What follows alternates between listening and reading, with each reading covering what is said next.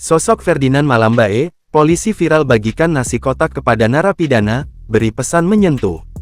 Tengah beredar sebuah video yang memperlihatkan momen seorang polisi membagikan nasi kotak kepada narapidana. Terlihat dalam video tersebut sang anggota polisi bernama Bribda Ferdinand Malambae itu membeli sejumlah bungkus nasi ayam di sebuah restoran cepat saji. Sesampainya di depan sel tahanan, ia pun mulai membagikan makanan tersebut kepada para narapidana.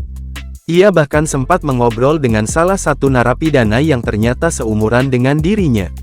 Di akhir video, Ferdinand turut menyampaikan sebuah pesan. Memberi tidak akan pernah membuat kalian miskin. Oleh karena itu, lakukanlah yang terbaik.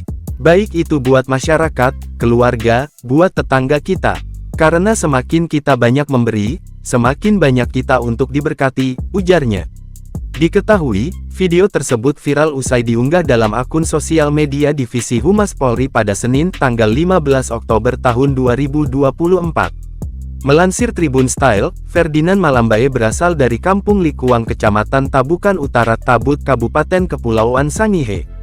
Ia merupakan anak dari pasangan Jeffrey Malambae tukang bentor dan mendiang Dalima Salenda.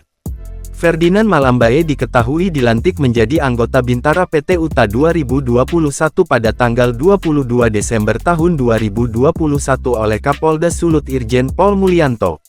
Pria yang akrab disapa Edo ini dikenal cukup aktif dalam bermain sosial media. Terbukti, ia memiliki kanal YouTube dengan 23.000 subscriber.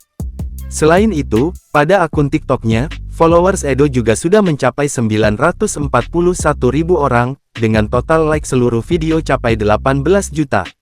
Dalam unggahan TikToknya, polisi Minahasa Utara juga kerap membagikan aktivitas sosial membantu sesama.